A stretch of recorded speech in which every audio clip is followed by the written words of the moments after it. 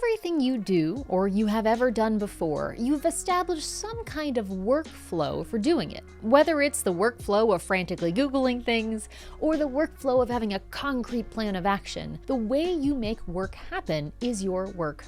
But just because you have a workflow doesn't mean it's the perfect one. In fact, the whole process world that I live in here at ProcessDriven is all around finding ways that your process could be better, either more fun, more efficient, more whatever it is that matters to you. But when it comes to this space of process improvement and improving your workflow, it's really more art than science in a lot of ways, because there is a whole array of tools you can use, tactics, for taking a workflow and making it different or better, but the right one's gonna differ depending on your exact situation. So in this quick video, I wanna break down 4 tactics you can apply to just about any process to make your workflow a little bit smoother, a little bit more efficient. So we're gonna get started with our first tactic, which is something I'm calling backups.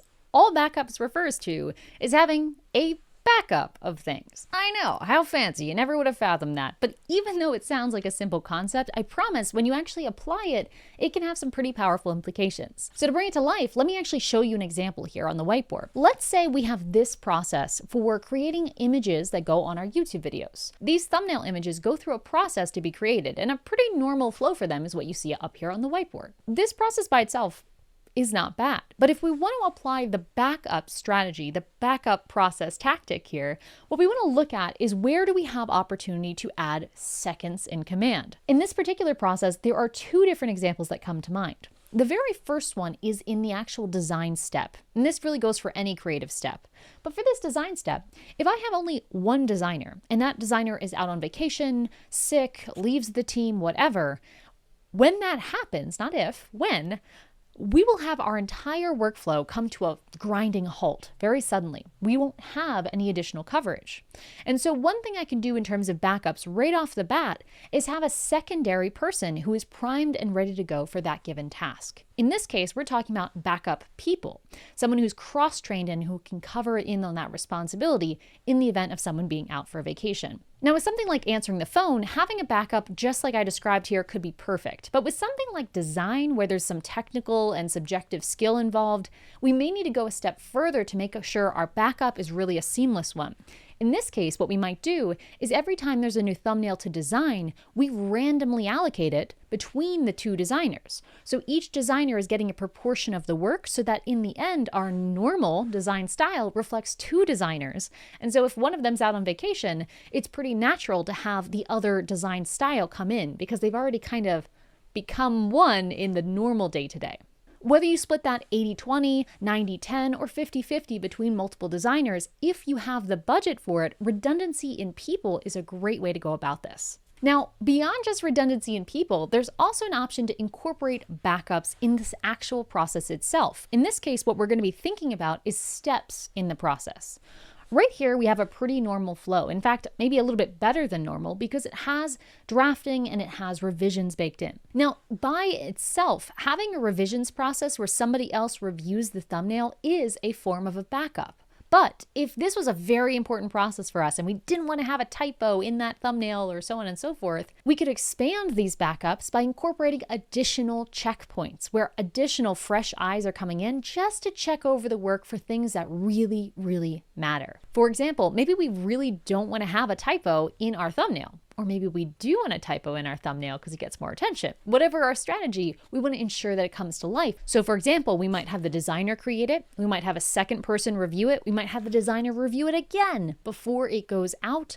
Whatever cadence we want to have, the more checkpoints, the more backups, the more people who could potentially catch a human error, and the more resilient our process is. And that, backups, my friend, is our first tactic. Now let me just wipe all this away here and let's go on to our second process tactic, which is what I'm going to call little decisions. Little decisions is referring to areas in your workflow where things need to be handled. A problem comes up, something unpredictable, something that requires a decision. For most workflows, when you're first getting started, all decisions are going through one person because one person is figuring it out. But As you start to delegate or use automations or try to standardize or try to hire for different workflows, if that singular decision point does not change, your workflow can become very stressful and very slow and very inefficient. So what this tactic is all about is finding the decisions that are small enough to kind of push down the organization to allow people to make independently.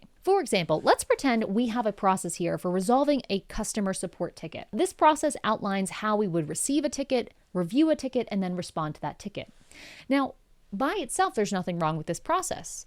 But if every time we reach a decision point, we need to check in with the CEO of the company, which I know for me, when I first started support tickets, this is what was happening. That's a problem. That can be very, very tiring when you scale up and have 10, 20, 30, 300 support tickets like we talked about in this video. So what can we do here? Well, we've got two options. One, we can outline more of the process, break things down in more detail so that way things don't need to have a human decision at all. For example, if someone asks for a refund and our terms are no refunds, then we can just say no refunds. There's not a decision that needs to happen there.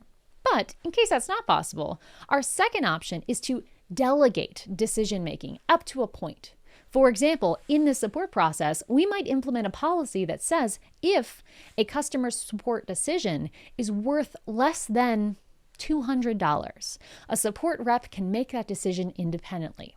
That means the support rep has the discretion to decide whether or not they want to make a refund of a $40 purchase if it's not clear in your process already.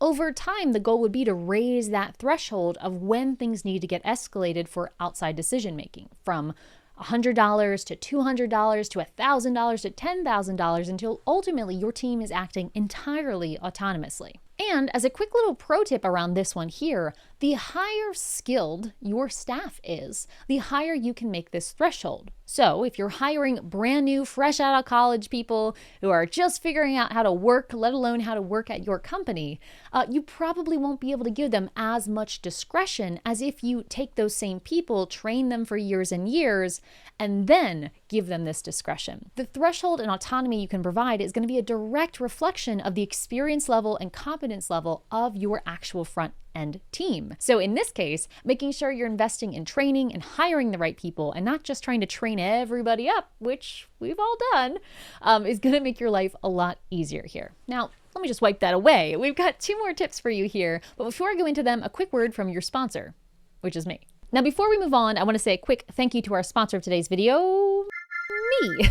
Yeah, I hope that's not weird. I'm sponsoring my own video. And I wanted to speak to you briefly about the program we have here at ProcessDriven, where we actually work with folks like yourself to organize their business processes. So if you are operating a lean or a small team, or even just yourself with some contractors, and you're looking to organize your operations so that things are very streamlined, systemized, documented, so that way when you go on vacation, the business can continue to operate without you, and you have this clear sense of what needs to be done, how it needs to be done, and how you can make sure everything is working properly without a lot of stress, then I would really encourage you to check out our program that's linked in the description below called ProcessDriven Foundations. Foundations is a combination of coaching and learning through videos, kind of like this one here on YouTube, where we're going through step-by-step how you can build out a systemized organization by building structures in your work management software and then building a culture to actually incorporate process into your day-to-day. So if you would like to work with myself or the team here at ProcessDriven to make sure that your organization is systemized and again,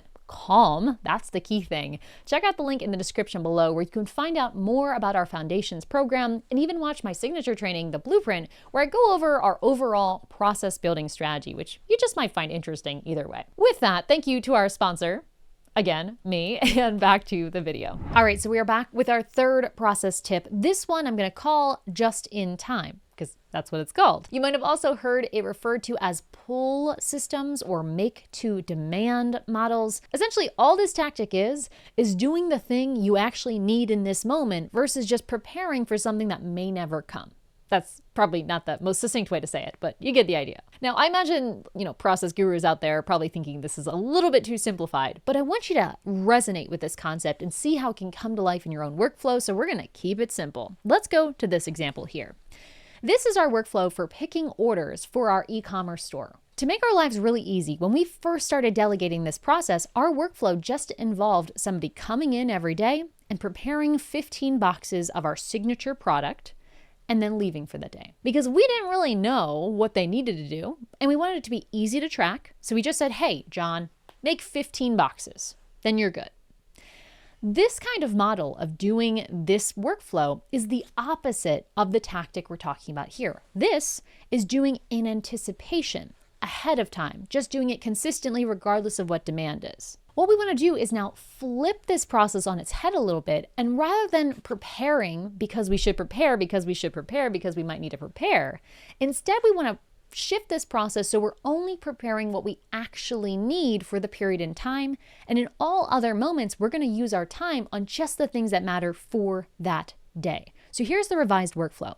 John comes into the office, and rather than just picking 15 boxes, John has a task to check the orders that came in that day. If there are 15 orders, he proceeds with packing 15 boxes. No big deal. But if there are not 15 orders, he just produces as many boxes as are needed and then spends the rest of his day doing something else, whatever else you define. Maybe that's preparing FAQ documents, maybe it's creating social media posts, maybe it's cleaning the shop floor. I don't know. But we want to make sure that we're only spending our time on things that we know have value in today's moment. All of this just boils down to just in time, the name of the tactic. Do things when you need to do them, and that's about it. If you do things when they need to be done, you will by definition be productive as opposed to just doing things because they're on a checkbox. For more about this concept of productivity and how this whole strategy can apply to a personal level, check out this video on here when I go through whether or not I am actually productive. But let's wipe all this away now and move on to our last tactic for process, which is what I'm going to call parallel processing. I don't know why I say it. I'm going to call it that. It's the name of it. I didn't name it. Parallel processing simply refers to when you have parallel lines of activity happening. Parallel processing is probably best understood by having a bit of a metaphor here. So bear with me, and actually let's draw this. Let's pretend you're at the grocery store and you need to check out, you need to buy your groceries, and you're going towards checkout and there's one checkout line. Oof, right? Terrible. You want to make sure that you get through that line as quickly as possible, but there's only one line. Darn, it's going to take a while. Then some magical goddess down the line opens a second checkout counter. Thank you, checkout staff. And all of a sudden you have two lines now that you could populate into. Because of that now, rather than just one person getting checked out at once, you can have two people checked out at once. In other words, parallel lines. Two things are happening at the same time, allowing us to work through the checkout line a lot faster. This concept, again, a simple one, is what we can apply into our own workflows as well. Let's take this to a business example. Right here, we have the process of creating a blog post. We're outlining, then we're drafting, then revising. And once we have that blog post perfectly dialed in, we start working on some visuals. Again, kind of like a thumbnail. So then it looks something like this. We have drafting the thumbnail, revising the thumbnail, and so on. This overall process is like going into one line at the grocery store. Everything needs to happen 1, 2, 3, 4. There's no variation. There's no parallel processing. But let's see what happens if we open a second checkout line and we make parallel processing an option. All of a sudden, the process looks like this. We do the first few steps in sequence with just one line, but then as soon as the dependencies are cleared, meaning as soon as we're able to, we have two things start happening at once. Rather than waiting for the blog to be perfectly finished to start the image, we start the image earlier on when we have enough information, but maybe not the perfect draft. So by doing this approach of having parallel processing, we're able to reduce the overall amount of time we need in order for this process to function. A great way to measure the impact of parallel processing is to look at the overall active and passive time of a process. For example, active time could be how many minutes you're spending on each task, and passive time could include all of that active time as well as all of the delays and the waiting on. How long does it take to get through that whole journey? Just like with the checkout counter at the grocery store, parallel processing probably isn't going to change the active time involved. You still have to have your items checked out at the grocery store. But the overall process, the passive time, including the time you're spending waiting, typically gets reduced significantly by incorporating this into your workflow. Now, just a second pro tip on this particular piece here, only do this kind of parallel processing when you have dependencies that are cleared. And if you're not familiar with the term dependencies, all that means is make sure you have what you need to move on, okay? In this example here, I wouldn't want to have parallel processing starting all the way at the beginning because I don't yet have what I need in order to start the design. There is a point where I do need to wait a little bit, where I just need to have one line because I need those pieces sorted out before I start having two people working at the same time. And of course, another quick reminder, if you want to systemize your operation without watching a shit ton of YouTube videos and hoping you'll figure it out, save the time. Let's work together. We have worked with over 1,600 teams here at ProcessDriven at the time of recording to systemize their operations. And I'd love to work with you next to save you a little bit of time, headache, and yes, those costly mistakes that make your process and your day-to-day life way more stressful than they need to be. Link in the description below for that and all of the other goodies mentioned in this video. But if you'd rather just hang out with me on YouTube, I appreciate that too. Please do like and subscribe, and check out this video next, where I actually go through 5 additional examples of process tactics you're going to want to add to your process toolbox. Over there. Click the button. Yeah. And remember, more than anything else or any other tactic, enjoy the process.